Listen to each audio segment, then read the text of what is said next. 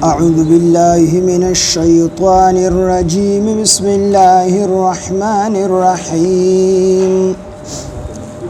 ولو أن أهل الكتاب آمنوا واتقوا لكفرنا عنهم سيئاتهم ولأدخلناهم جنات النعيم ولو أنهم أقاموا التوراة والإنجيل وما أنزل إليهم من ربهم لأكلوا من فوقهم ومن تحت أرجلهم منهم أمة مقتصدة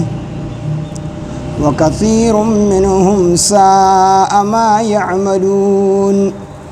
يا أيها الرسول بلغ ما أنزل إليك من ربك وإن لم تفعل فما بلغت رسالته والله يعصمك من الناس إن الله لا يهدي القوم الكافرين صدق الله العظيم رب اشرح لي صدري ويسر لي أمري واحلل عقدة من لساني يفقهوا قولي رب زدني علما سبحانك لا علم لنا إلا ما علمتنا إنك أنت العليم الحكيم سورة مائدہ شپگم سپارہ آیات نمبر 65 دین مخکې د اهل کتاب بحث را روانو دلته کې الله جل شانه فرمای ولو ان اهل الكتاب او کچری بیشک دی اهل کتابو آمنو ایمان راوړی وي واتقوا او پرهیزګاری کړی وي لکفرنا نو الله فرمای خامخا به مونږ لر کړیو عنهم د دوینا سیئاتهم د دوی ګناهونه ولو ان اهل الكتاب کچری بیشک دی اهل کتابو آمنو ایمان راوړی وي په چا باندې پر رسول الله صلی الله علیه وسلم باندې په قرآن باندې دی ایمان راوړی وي ځکه چې مخکې څومره انبیا علیهم السلام راغلي دي دنیا ته الله را لیږلي دي نو یا د خاص علاقې دپاره راغلي دي یا د خاص زمانې دپاره راغلي او نبی علیه السلام د ټولو زمانو دپاره یعنی د کله چې نبی علیه السلام بعثت شوی دی پیغمبري ورته ورکړل شوی ده د هغې نه وروستو نبی علیه السلام تر قیامته پورې پیغمبر دی د ټولو زمانو دپاره او د یوې علاقې دپاره نه دی ټولې دنیا دپاره پیغمبر دی بلکې د انسانانو او د جناتو دپاره نبی علیه السلام پیغمبر دی نو چې کله نبی علیه السلام هغوی ته الله رب العزت پیغمبري ورکړله نو پکار داوا چې اهل کتاب ټول په نبی علیه السلام باندې ایمان راوړي ځکه نبی علیه السلام ته الله فرمای قل یا ایها الناس اے پاک حبیبا د خلکو ته وایي چې اے خلکو انی رسول الله الیکم جميعا سوره اعراف کې الله فرمای چې بهشکه زه تاسو ټول طرف ته الله چې کوم دی رسول را لېږلی دغه رنګې سوره فرقان کې الله فرمای تبارک الذی نزل الفرقان علی عبده ليكون للعالمين نذيرا تبارك الذي برکت والا دی هغه ذات نزل الفرقان چې نازل کړی دی فرقان یعنی قرآن على عبده په خپل بنده باندې یعنی محمد صلی الله علیه وسلم باندې ليكون للعالمين نذيرا د پاره دی چې شي د عالمونو د پاره يرونکي یعنی نبی علیه السلام د عالمونو د پاره الله رب العزت پیغمبر را لېږلی دی يرونکي را لېږلی دی تاسو حدیث مبارک کې نبی علیه السلام فرمای چې بعثت الى الاسود والاحمر الله رب العزت یعنی زور علی ګلی شوی ما د اسود د تور د بارا والاحمر او د سور د بارا والى الجن والانس او انسانانو پیریانو ټول ته الله ز پیغمبر را لګلی سور او سپین هر قسمه انسانانو ته او دغه رنګ پیریانو ته الله رب العزت ز پیغمبر را لګلی نبی علیہ السلام د ټولو زمانو د پاره او د غرنګي د ټولو علاقو د پاره الله رب العزت پیغمبر را لګري نو پکار وا چې اهل کتابو په نبی علیہ السلام باندې ایمان راوړي نو الله فرمای ولو ان اهل الكتاب او کو چېرې بېشکه د اهل کتابو آمنو ایمان راوړی وي په نبي علیه السلام باندې واتقوا او پرهیزګاري یې کړې وي لکفرنا نو خامخا به مونږ لرې کړي عنهم د دوی نه سیئاتهم د دوی ګناهونه انسان چې کله ایمان راوړي په سچه باندې نو د کفر په حالت کې چې څومره ګناهونه د کړي دي دا ټول ورته الله پاک جل شانه معاف کړي ځکه چې الاسلام یهدم ما کان قبله اسلام هر هغه څیز ختمي کوم چې د اسلام نه مخکې د کړي دي څومره ګناهونه د اسلام نه مخکې کړي دي دا ټول په اسلام سره ختم شي نو الله فرمایي لکفرنا خامخا به مونږ لرې کړي عنهم د اهل کتابونه سیئاتهم د دوی ګناهونه دي چې څومره ګناهونه کړي الله پورې چې کوم دی استهزاءګانې کړي وي خندني کړي وو چې الله غریب دی د الله لاس تړلی شوي دی الیاذ بالله نو دا ټولې خبرې به ورته الله په اسلام سره د نبي علیه السلام په ایمان سره معاف کړي وي که دوی په نبي علیه السلام ایمان راوړی ولادخلناهم او خامخا به مونږ داخل کړي وو دوی لره ګناهونه به ورم معاف کړي او د دې ایمان په برکت سره الله وایي چې ولادخلناهم او خامخا به مونږ داخل کړي وو دوی لره جنات النعیم د نعمتونو په باغونو کې جنت ته به الله وي دی داخل کړي چې ایمان راوړی وي نو ګناهونه به ورم معاف کړي مونږه او د دغې ایمان په برکت سره دوی مونږ جنت ته داخل کړي خو دوی ایمان نه دی راوړی نو ولا مونږ ګناهونه معاف کړل او نو دوی مونږ جنت ته داخل ولو انهم او کچره بېشکه دوی یعنې د اهل کتابو اقاموا التورات قایم کړي وي احکام د تورات والانجیل او دوی قایم کړي وي احکام د انجیل وما او هغه زو انزل چې نازل کړي شي الیهم دوی طرف ته من ربهم د دوی د رب د طرف لاکلوا نو خامخا به دوی خوړلی من فوقهم د خپل د پاسنه ومن تحت ارجلهم او د خپل خپو د لاندې نه الله فرمایي کو دې اهل کتاب تورات قائم کړو د تورات احکامات منلې وي د اهل کتاب عیسایانو د انجیل احکامات منلې وي وما انزل الیهم او په هغه باندې چې کوم نازل شوی دی دې طرف ته دې طرف ته قرآن منلې وي نو کو دې تورات منلې په صحیح معنی سره نو قرآن به خامخا منلې ځکه تورات کې د نبی علیه السلام صفات ذکرو دغه رنګې کو دې انجیل منلې عیسایانو نو قرآن به بیا خامخا منو نبی علیه السلام به خامخا منو او په حقیقي معنو کې دې انجیل منلې د شیخ سرفراز خان صفدر صاحب د عیسائیت کا پس منظر دغه یو کتاب لیکلی دی په هغې کې د انجیل 15 قسمه انجیل نن سبا په دنیا کې موجود دي نو یو پکې انجیل یوحنا دی او دا انجیل یوحنا د عیسی علیه السلام چې کوم صحابي هغه مرتب کړی دی او دا نور چې کوم انجیلونه دي نو دا تابعین مرتب کړي دي نو دا انجیل یوحنا اگر چې دی کې تحریف شوی دی یعنی عیسایانو به د ځان خپل خبرې شامل کړي دي آیاتونه ولا ګډ وډ کړي دي خو زم په دغه انجیل یوحنا کې د نبی علیه السلام صفت او د عیسی علیه السلام پیشنګویی چې ورته وی چې د آخر زمانه پیغمبر برازي او هغه ایمان راوړي دا خبره اوس په انجیل یوحنا کې موجوده ده نو ګجری د خپل انجیل منل عیسایانو او يهوديانو د خپل تورات منل نو قران به بیا خامخا زګه چې په انجیل کې هم د قران مجید صفاتونه او د رسول الله مبارک صفاتونه ذکر او هغه باندې د ایمان وعده ذکر او په تورات کې هم ذکر نو الله وی ولو انهم اقاموا التوراة کوچري بشک د اهل کتابو اقاموا التوراة قائم کړي وي احکامات د تورات والانجیل او قائم کړي وي احکامات د انجیل وما او هغه سو انزل چې نازل کړي شو الیهم دوی ته من ربهم د دوی د رب د طرف نه قرآن ورته نازل شو دایمه لوي نو لاکلوا خپل کتابونه هم منلې وي چې د خپل منلې نو قرآن به بیا خامخا منو قرآن هم منلې وي نو لاکلون الله وی خامخا خوړلې دوی من فوقهم د خپل د پاسنه ومن تحت ارجلهم او د خپل خپو د لاندې نه څه مطلب لاکلوا خامخا دوی خوړلې من فوقهم د خپل د پاسنه یعنی الله به بارانونه را ورولي د خپل پاسنه څه مطلب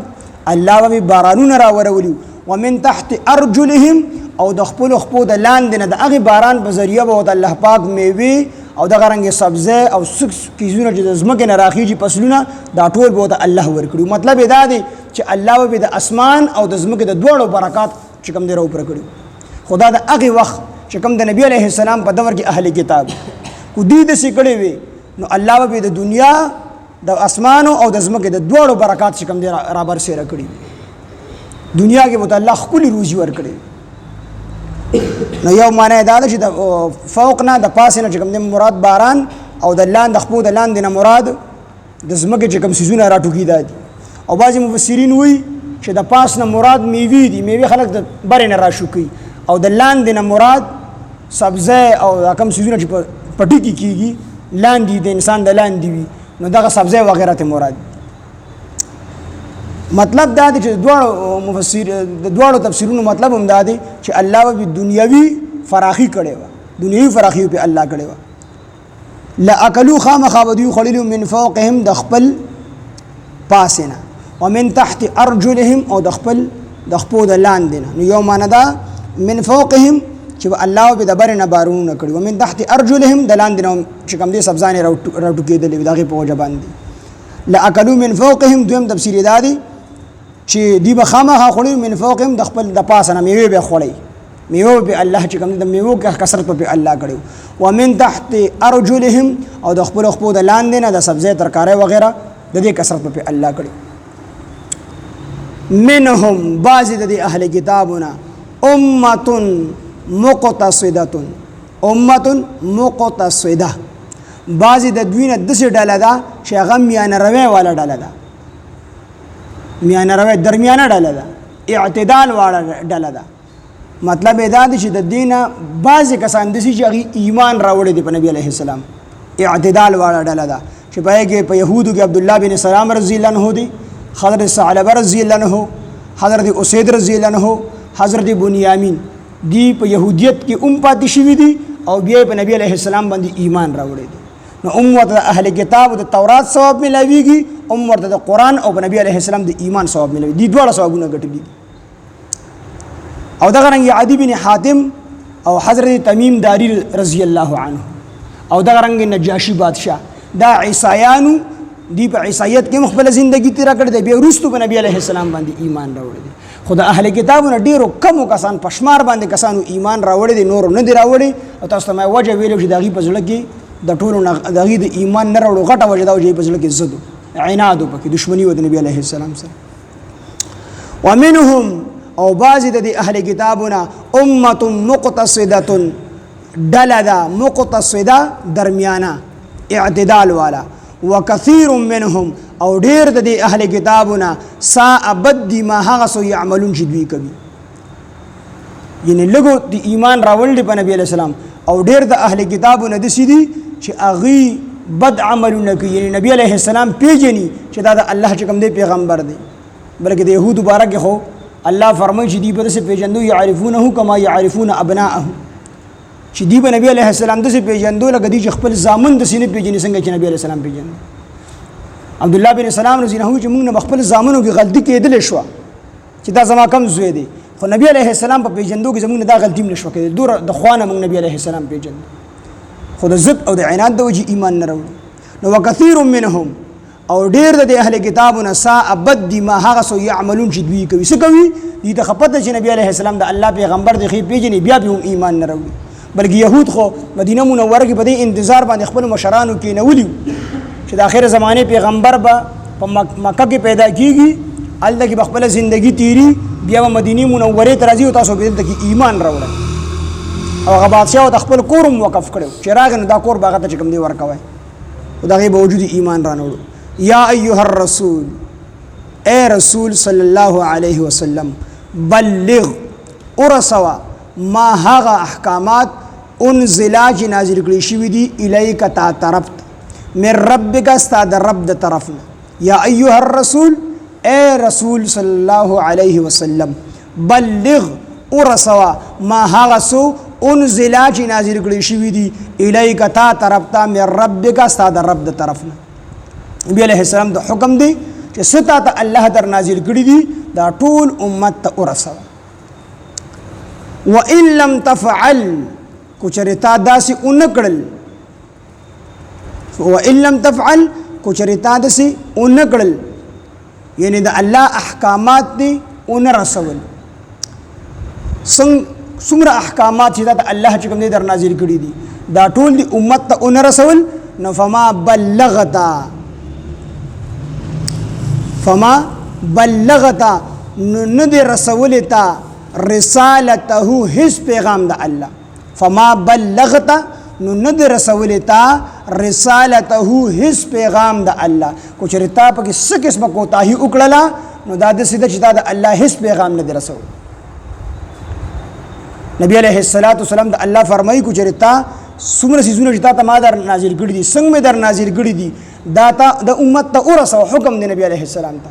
او کو چرتا په دې کې کوتاهي وکړه نو دا د سیده لکه تا چې هیڅ پیغام د الله نه دی رسولي خو نبی علیہ السلام په دې کې هیڅ قسمه کوتاهي نه کړې شپه ورځ مهنت کړې دي او د الله دین چې کوم دی خلکو ته رسولي دي د الله دین خلکو ته رسول دي حجت الوداع په موقع باندې نبی علیہ السلام او فرمایل الا هل بلغت صحابو دوی اے صحابو آیا ما تاسو ته د الله دین در رسولي دي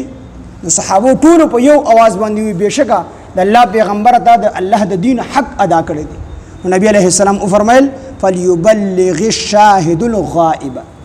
پکار د چې غایبین کم حاضرین دي دا غایبین د دین ورسوي یعنی کوم چې دلته کې موجود دي دا د دین واخلې او چې کوم خلک دلته کې نشته دی هغه د دین ورسوي نو په هغه زمانہ کې څوک په دغه مجلس کې موجود نه وو هغه ته مراد کېدلی شي جديد ورسوي او چې کوم لا دنیا ته نور راغلی هغه ته مراد کېدلی شي فليبلغ الشاهد الغائب نبی علیہ السلام فرمایل تاسو چې کوم دي شاهدان کوم چې موجود دي دا هغه چې د دین ورسوي څوک چې دلته کې موجود دي صحابه د اصول چې په کوم طرف باندې مهونو په هغه طرف باندې دلی واپس نه دی راغلی عباس رضی الله عنه لزامن او په لسو ملکونو کې په جدا جدا ملکونو کې خختی د الله د دین لپاره صرف یو زوی د حضرت عباس رضی الله عنه دا چې کوم دی مدینه منوره کې خخت نور ټول په جدا جدا ملکونو کې خخت نو الله ودی کو تاسو اون کړل نو بیا د دې سره چې د الله هیڅ پیغام نه رسولي خو نبی علیہ السلام په څه قسمه کوتاهی نه کړی د شپې د ورځې په باران کې په سیلې کې د الله دین پورا چې کوم د خلکو ته ور رسولي والله يعصمك او الله تعالی يعصمك ببچکی تعالی را من الناس د خلقنا الله بتا د خلقنا بچکی نبی علیہ السلام د الله فرمای چې دې پروا مګه ته څوک تکلیف در ورسی ته د الله د دین پرچار کوا د الله د دین تبلیغ کوا د الله دین خلقو ته ور رسوا ته د څوک نقصان نشي در رسولي والله يعصمك الله بچکوي تعالی را الله به بچکی تعالی را من الناس د خلقنا نبی علیہ الصلوۃ والسلام باندې صحابه پیرا ولاړه د حفاظت لپاره د سنتوم دي نو چې کله دا آیات نازل شو نبی علیہ السلام په سفر باندې حضرت سعد بن ابي وقاص رضی الله عنه پیرا ورکوله نبی علیہ الصلوۃ والسلام د خیمې نه سر بهر روغاګو او سعد بن ابي وقاص رضی الله عنه ته فرمایل ودن رازن ور پیرا مور کوا ستا ډیوټي ختم شوله ځکه الله زما د جان حفاظت ذمہ داری په خپل باندې واغسته الله فرمایي والله يعصمك الله بچکی تعالی من الناس د خلقونه چې الله ما د خلقونه بچکی استاد پیری د ساجت دی تاسو رسول کړهو در کوم تاسو خپل پیرا بس ډیوټي مو کوي زما څوکیداری مو کوي بس الله زما حفاظت کو نو الله سره دا واجب یریګم د الله د دین صحیح طریقې سره پرچار کوي الله بس ته حفاظت کی ان الله بشک الله تعالی لا يهدي القوم الظالمين هدایت نگی قوم کافرانو لا يهدي القوم الكافرين الله هدایت نگی قوم د کافرانو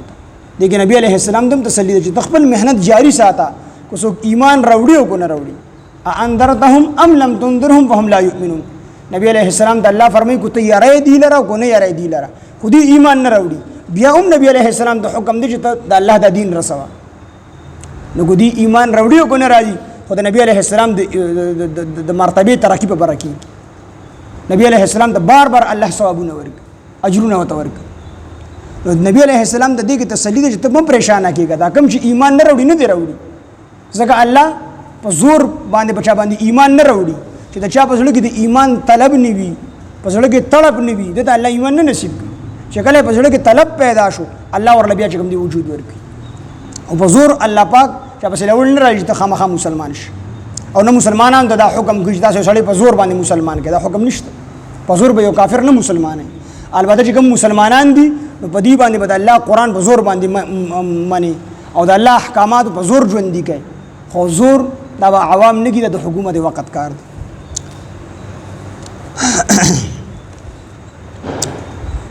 ولو ان اهل الكتاب کچری بیشک اهل کتابو آمنو ایمان راوړی وي واتقوا او تقوی اختیار کړی وي پرهیزګاری اختیار کړی وي لکفرنا نو خامخا به مونږ لرې کړیو عنهم د دوی نه سیئاتهم د دوی ګناهونه یعنې ګناهونه به ورته معاف کړیو ولا ادخلناهم او خامخا به مونږ دوی داخل کړیو جنات النعیم د نعمت په باغونو کې جنتونو کې ولو انهم او کچری بیشک دوی اقام التورات قائم کړي وي احکامات د تورات والانجیل او قائم کړي وي احکامات د انجیل وما انزل او په هغه سي او د هغه احکامات دي قائم کړي وي انزل جنازل کړي شوی دي الیهم دوی طرف ته من ربهم د دوی طرف د طرفنا یعنی قرآن احکامات هغه چې کوم دي قائم کړي وي په قرآن ایمان راوړي وي نو لا اکلو نو خامخا به دوی خوړلې وي من فوقهم د خپل د پاسنه ومن تحت ارجلهم او د خپل د خپو د لاندې نه د پاسنه او به بارانونه الله راورولیو ومن تحت ارجلهم او د خپو د لاندې نه یعنی د ځمکې نه به الله پاک سبزیانې ترکاریانې وغیره راټوکولې وي الله به د اسماني برکات او د ځمکې برکات دواړو به الله راورولیو منهم بعض د دوی اهل کتابنا امه مقتصده میان روي والدي اعتدال والدي وكثير منهم او ډیر د دوی نه ساء بد ما هغه يعملون جدوي کوي یا ایها الرسول اے رسول یعنی محمد صلی الله علیه وسلم بلغ ورسوا ما هغه سو انزل جنازل کړي شوی دی الیک تا طرف ته من ربک صدرب طرفنا وان لم تفعل کچرتا داسې اونکړل فما بلغت ندر سولتا رسالته حس پیغام د الله والله يعصمك الله تعالی يعصمك بچکوي تعالی را من الناس د خلقنا ان الله بشک الله تعالی لا يهدي القوم الكافرين هدایت نکوي قوم کافرانو ته ولو ان اهل الكتاب او کچره بشکا اهل کتاب امنو ایمان راوړي وي وتقوا تقوی اختیار کړی وی لکفرنا نو خامخا مونږ لر کړی عنهم د دوی نه سیئاتهم د دوی ګناهونه ولا ادخلناهم او خامخا مونږ داخل کړی دوی لرا جنات النعیم د نعمت په باغونو کې ولو انهم او جرب شک د اهل کتاب اقام التوراۃ قائم کړی وی احکامات د تورات والانجیل او قائم کړی وی احکامات د انجیل وما انزل او هغه انزل جنازل کړي شوی دي الیهم دوی طرف ته من ربهم د دوی طرفنا دا غي احکامات قائم کړي وي د قران لا اکلوا نو خامخا به دوی خوړلې وي من فوقهم د خپل د پاسنا ومن تحت ارجلهم او د خپل خپو د لاندې منهم بعض د دوی نه امه مقتصده یو ډله ده اعتدال والا وكثير منهم او ډیر د دوی نه ساء ما يعملون وكثير منهم او ډیر د اهل کتاب نساء بد ما هاسو يعملون چې دوی کوي یا ایها الرسول اے رسول صلی الله علیه وسلم بلغ ورسوا ما هاسو انزل الیک چې نازل کړل شوی دی تا طرف ته من ربک استا طرف طرفنا وان لم تفعل کچرتا دسی اونکل فما بلغت نو ندر سول تا رسالته هس پیغام د الله والله يعصمك الله تعالی بچ کوي تعالی را بین الناس دخلقنا ان الله بشک الله تعالی لا يهدي القوم الكافرين هدایت نگی قوم د کافرانو ته سبحان الله بحمده سبحانك اللهم بحمدك نشهد ان لا اله الا انت نستغفرك ونتوب اليك سبحان ربك رب العزه عما يصفون وسلام على المرسلين والحمد لله رب العالمين